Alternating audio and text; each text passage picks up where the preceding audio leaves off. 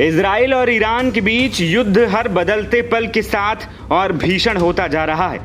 Israel के हमले पर ईरान भी ड्रोन और मिसाइलों से पलटवार कर रहा है।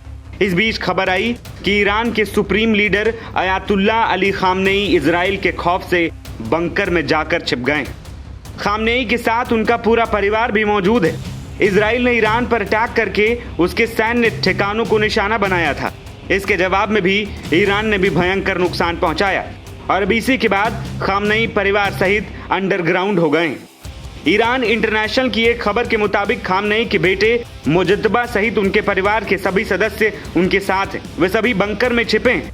इजराइल के खिलाफ पिछले ऑपरेशन ट्रू प्रॉमिस 1 और ट्रू प्रॉमिस 2 के दौरान खामनेई के परिवार को भी बंकर में ले जाया गया था। उस समय मुजद्दबा उनके साथ थे, लेकिन उनके दो बेटे मसूद और मुस्तफा उनके साथ नहीं थे।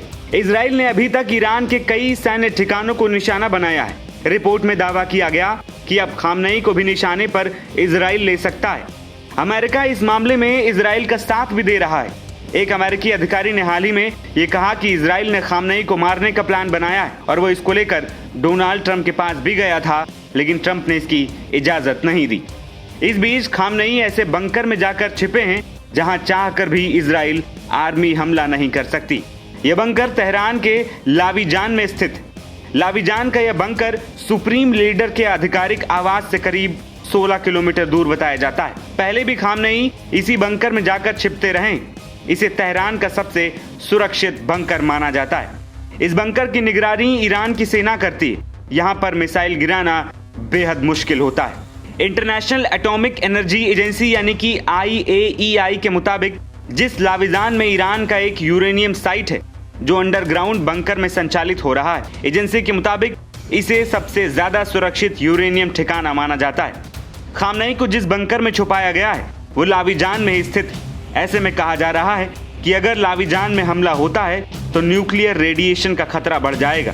ये साइट तेहरान के पास है, जिससे लाखों लोगों की जिंदगी संकट में आ जाएगी।